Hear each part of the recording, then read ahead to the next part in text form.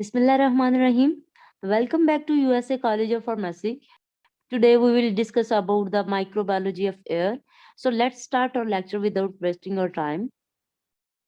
Microbiology of air. The microbial flora of air is transient and variable. कहते हैं ये transient होते हैं और variable होते हैं.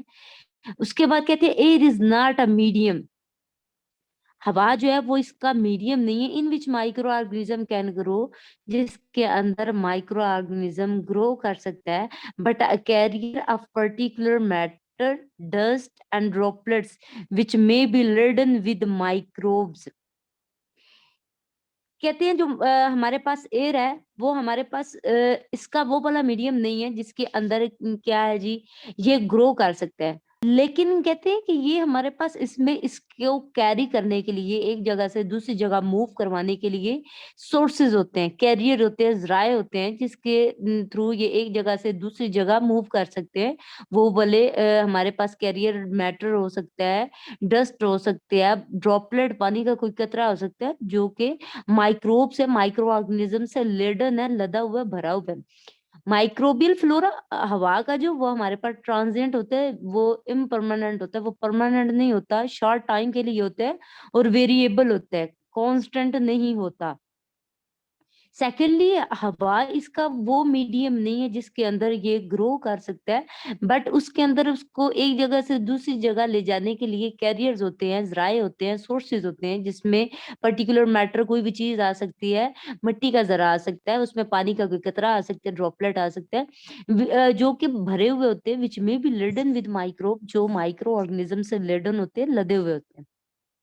उसके बाद transmission of air borne micro organism, जो हवा में माइक्रो ऑर्गेनिज्म पाए जाते हैं, वो कैसे एक जगह से दूसरी जगह ट्रांसमिट होते हैं. नंबर वन पे कह रहे हैं जी, organisms are spread by coughing and sneezing from the human respiratory tract and dust particles are circulated by air currents from the earth surface. कहते हैं हमारे पास जो ऑर्गेनिजम्स होते हैं वो स्प्रेड होते हैं, वो निकलते हैं कब, जब हम खांसी करते हैं, जब हम छींकते हैं, हमारे रेस्पिरेटरी ट्रैक से ये स्प्रेड होते हैं, बाहर की तरफ फोर्सफुली निकलते हैं. And dust particles are circulated, और उस हवा में मिट्टी के ज़र्रात सर्कुलेट कर रहे होते हैं, फैले हुए होते हैं, by air current from the earth surface, जमीन की सतह के ऊपर एक करंट की वजह से डस्ट पार्टिकल जो है वो हवा के अंदर सर्कुलेट हो रहे होते हैं. और जब हम रेस्पिरेशन कर रहे होते हैं तो हमारे रेस्पिरेटरी ट्रैक से जब हम खांसी या छींकते हैं, खांसी करते हैं या छींकते हैं, उस दौरान वो स्प्रेड होते हैं. 2 में कहते हैं, पॉइंट 2 में कह रहे हैं जी, air micro organisms may be carried on dust particles in large droplets that remain suspended only briefly and in droplet nuclei, which result when small liquid droplets evaporate. कहते हैं हवा में जो माइक्रो ऑर्गेनिज्म होते हैं वो मिट्टी के छोटे जर्रात पे भी हो सकते हैं, बड़े जर्रात पे भी हो सकते हैं. वो जो ड्रॉपलेट होते हैं वो रेस्पिरेटरी ट्रैक से ड्यूरिंग कफिंग और स्नीजिंग स्प्रेड होते हैं. वो हमारे पास स्मॉल इन साइज भी हो सकते हैं, लार्ज इन साइज भी ड्रॉपलेट हो सकते हैं, लिक्विड ड्रॉपलेट हो सकते हैं जो इवेपोरेट होते हैं. पॉइंट 3 पे कहते हैं organisms introduced into the air may be transported a few feet. कहते हैं वो वाले ऑर्गेनिज्म जो इंट्रोड्यूस्ड होते हैं हवा के अंदर, वो हो सकता है कुछ फीट तक ही वो ट्रांसपोर्ट हो सके, मुंतकिल हो सके, और मैनी माइल्स, और बहुत ज्यादा फीट पर भी दूर जा सकते हैं, मीलों दूर भी जा सकते हैं, और कुछ फीट दूर भी जा सकते हैं. ठीक है, ये उसके साइज पर डिपेंड करता है, कैरियर पर डिपेंड करता है. Some die in a matter of seconds, others survive for weeks or months. कहते हैं कुछ जो होते हैं वो एक within a second die हो जाते हैं, किल हो जाते हैं, और कुछ जो होते हैं वो लंबे अरसे तक चलते हैं, सरवाइव हो जाते हैं, और वो कुछ हफ्तों तक भी चल सकते हैं और कुछ महीनों तक भी चल सकते हैं. Fate of airborne micro organism, जो एयरबोर्न माइक्रो ऑर्गेनिज्म जो होते हैं उनकी फेट क्या है, उनकी लक क्या है, उनकी किस्मत क्या है. अगर उनकी फेट देखें तो कहते हैं ultimate fate of airborne micro organism is governed by a complex set of circumstances including the atmospheric conditions. कहते हैं जो ultimate fate of airborne micro organism है, एयरबोर्न माइक्रो ऑर्गेनिज्म जिनकी एक मैक्सिमम फेट होती है, वो क्या होती है, वो is governed by a complex set of circumstances. ये गिरदोनवाह में जो कॉम्प्लेक्स सर्कमस्टांसेस होते हैं, गिरदोनवाह के जो हमारे पास कंडीशंस होती हैं, एटमॉस्फेरिक कंडीशंस होती है, वो उसकी डेवलप कर रही होती है या बता रही होती है कि उसकी फेट क्या है, वो उसकी बयान करती है। अब इस कंडीशंस में हमारे पास क्या क्या आता है, इसमें हमारे पास ह्यूमिडिटी आ जाती है कि हवा में कितनी नमी है, इसमें सनलाइट आ जाती है, कितना टेम्परेचर, कितने सनलाइट है, सूरज की रोशनी कितनी है। उसके बाद सी पे हमारे पास टेम्परेचर आ जाता है, हरारत कितनी है, दर्जा हरारत क्या है। उसके बाद डी पे हमारे पास size of the particles bearing the micro organism, कहते हैं हमारे पास वो जो पार्टिकल जिसके ऊपर माइक्रो ऑर्गेनिज्म है उसका साइज क्या है। ई पे कह रहे हैं हमारे पास nature of the micro organism. अब माइक्रो ऑर्गेनिज्म जो उसकी नेचर क्या है, द डिग्री ऑफ ससेप्टिबिलिटी और resistance of a particular species to the new physical environment. अब वो एक एनवायरनमेंट से किसी कैरियर के थ्रू दूसरे एनवायरनमेंट में जाती है तो उसमें रेजिस्टेंस कितनी है, उसमें ससेप्टिबिलिटी कितनी है, ठीक है, वो सब कुछ बता रहे हो। तो ये कंडीशंस होती है, एटमॉस्फेरिक कंडीशंस होती है जो उसकी फेट को इंट्रोड्यूस करवा रही होती है, जिसपे उसकी फेट डिपेंड कर रही होती है। The microbial content of air, जो एयर है उसके माइक्रोबियल कंटेंट क्या है, दो अगरचे नो माइक्रो ऑर्गेनिज्म और इंडिजीनियस टू एयर, कहते हैं अगरचे माइक्रो ऑर्गेनिज्म जो है इंडिजिनस टू एयर नहीं है, हवा में रिप्रोड्यूस नहीं हो रहे हैं। द एयर इन और immediate environment as well as the several miles above the earth surface, जो हमारे गिरदनवा में एयर है, हवा है हमारे माहौल में, या फिर सतह सतह समंदर से जो ऊपर है या सतह जमीन से जो ऊपर है उसमें, our land as well as our water, जमीन के ऊपर या फिर पानी के ऊपर, contains various species of micro organism, इसमें मुख्तलिफ इकसाम की माइक्रो ऑर्गेनिज्म पाई जाती है, इन लार्ज और स्मॉल नंबर, उनकी तादाद ज्यादा भी हो सकती है, उनकी तादाद अब कम भी हो सकती है। ये एरिया टू एरिया वेरी करते हैं, स्पीशीज टू स्पीशीज वेरी करते हैं, स्पेस टू स्पेस वेरी करते हैं, ठीक है। इंडोर एयर, अब इंडोर एयर में हमारे पास क्या होता है, the degree of microbial contamination of indoor is influenced by factors such as, कहते हैं जो हमारे पास डिग्री होती है माइक्रोबियल कंटेमिनेशन की of indoor is influenced by factors, कहते हैं अब इस पे कुछ फैक्टर्स इफेक्ट करते हैं। जो बंद एरिया के अंदर हवा होती है उसमें किस किस्म के माइक्रो ऑर्गेनिज्म है, उसमें कौन सी कंडीशन आती हैं, वो हमारे पास सबसे पहले कहते हैं वेंटिलेशन रेट, वहां पे वेंटिलेशन रेट क्या है, वेंटिलेशन मींस रेस्पिरेटरी रेट क्या है, ठीक है। उसके बाद क्राउडिंग, वहां पे हजूम कितना है, लोग कम है लोग ज्यादा है। नंबर 3 पे nature and degree of activity of the individuals occupying quarters, उस एरिया, उस क्लोज्ड एरिया, बंद एरिया के अंदर कौन सा बंदा क्या काम कर रहा है, उसकी एक्टिविटी की डिग्री क्या है, नेचर क्या है।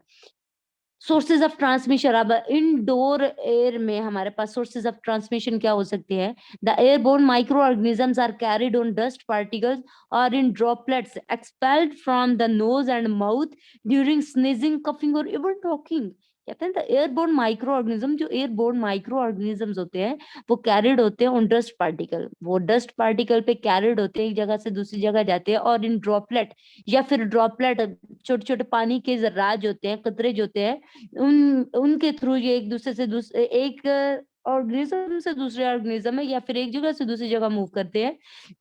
कौन से ड्रॉपलेट, वो वाले ड्रॉपलेट जो expelled out from the nose and mouth, कहते हैं जो मुंह से और नाक से एक्सपेल्ड आउट होते हैं, बाहर निकलते हैं, कब, जब हम खांसते हैं, जब हम छींकते हैं, जब हम हता के बातें करते हैं, तब भी ये छोटे छोटे ड्रॉपलेट जो होते हैं वो हमारे माउथ और नोज से एक्सपेल्ड आउट हो रहे होते हैं।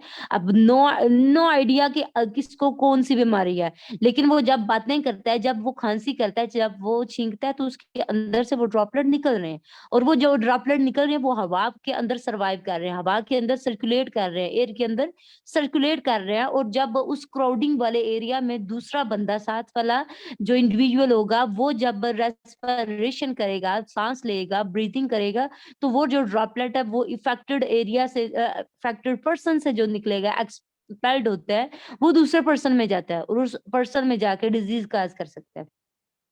अब ये जो हमारे पास इसका साइज क्या होता है इनका, ये हमारे पास particle of dust raised from surfaces and droplets expelled from the respiratory tract, कहते हैं इन दो ही इसके कैरियर उन्होंने बताया, या तो मिट्टी का जर्रा हो सकता है या फिर ड्रॉपलेट हो सकता है, पानी का कतरा हो सकता है।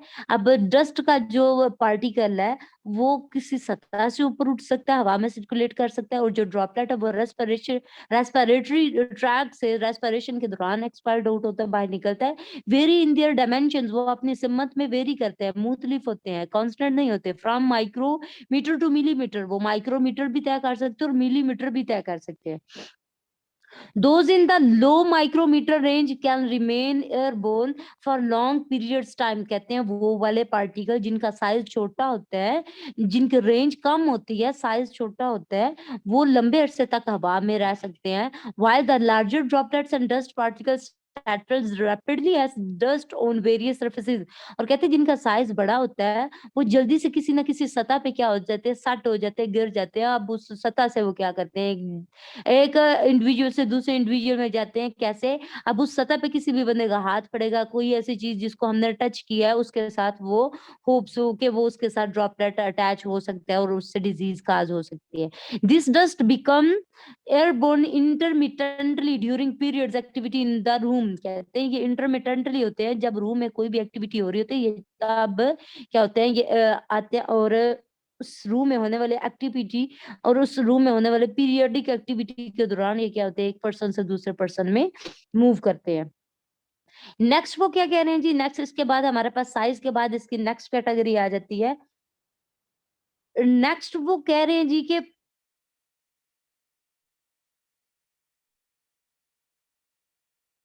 इसका साइज उन्होंने बताया स्मॉल हो तो वो हवा के अंदर ही सर्कुलेट करता रहता है, और अगर इसका साइज लार्ज हो तो वो किसी सतह के ऊपर सेट हो जाता है। इस साइज के बाद वो बता रहे हैं जी हमारे पास टिपिकल एग्जांपल्स जो है वो इसकी क्या है। अगर हम इसकी एग्जांपल्स इनडोर एयर की अगर एग्जांपल्स देखें तो सबसे पहले हमारे पास ट्यूबरकल बेसिलाई आ जाती है। Tubercle bacilli have been isolated from the dust of sanatoria. Tubercle bacilli ऐसे बैक्टीरिया, ऐसे माइक्रो ऑर्गेनिज्म जो रेस्पिरेटरी ट्रैक में इंफेक्शन काज कर सकते हैं, लंग इंफेक्शन काज कर सकते हैं, ठीक है, टीबी काज कर सकते हैं। और इसमें उन्होंने एक टर्म यूज किया जी सैनिटोरिया। सैनिटोरिया वो पहला हॉस्पिटल था जिसके डस्ट पार्टिकल में से टीबी के माइक्रो ऑर्गेनिजम्स का पता लगाया गया था, जिसमें सबसे पहले उसकी आइडेंटिफिकेशन हुई थी, इस वजह से उन्होंने सैनिटोरिया का वर्ड यहाँ पे यूज किया। सेकेंडली बता रहे हैं diphtheria bacilli and haemolytic streptococci. Diphtheria bacilli ये एक स्फेयर किस्म का इन्फेक्शन होता है, ठीक है, और उसके ये पर्सन टू पर्सन क्या करता है, वेरी करता है और पर्सन टू पर्सन मूव कर सकता है, ट्रांसमिट होता है। हिमोलिटिक स्ट्रेप्टोकोकाई जो होते हैं हमारे पास, हिमोलिटिक एनीमिया हमारे पास, हिमोलिटिक एक हमारे पास डेफिशिएंसी ऑफ ब्लड की टर्म आ रही है, जिसमें रेड ब्लड सेल्स बहुत ज्यादा बर्स्ट हो रहे होते हैं, डिस्ट्रॉय हो रहे होते हैं, और उनके डिस्ट्रक्शन अमाउंट ज्यादा होती है एज कम्पेयर टू सिंथेसिस। उसके बनने वाली अमाउंट से ज्यादा उसके जो रेड ब्लड सेल्स है उनकी अमाउंट ज्यादा डिस्ट्रॉय हो रही होती है। ये हीमोलिटिक स्ट्रेप्टोकोकाई एनीमिया है। Diphtheria bacilli and hemolytic streptococci have been isolated from floor dust near patients or carriers harboring these organisms। कहते हैं ये जो माइक्रो ऑर्गेनिज्म इनको सेपरेट किया, आइसोलेट किया गया, सेपरेट किया गया, अलहदा किया गया फ्रॉम फ्लोर डस्ट, फर्श की मिट्टी से, जो नियर पेशेंट है, मरीज के नजदीक जो होगी, मतलब कि मरीज का अगर बेड है तो उसके पास फर्श पे ये माइक्रो ऑर्गेनिज्म जो है ये सर्कुलेट कर रहे होते हैं, या फिर कैरियर्स हार्बोरिंग दीज ऑर्गेनिज्म, या कोई भी ऐसा कैरियर जिसके साथ ये ऑर्गेनिज्म हो सकते हैं, उससे एक पर्सन से दूसरे पर्सन में मूव कर सकते हैं।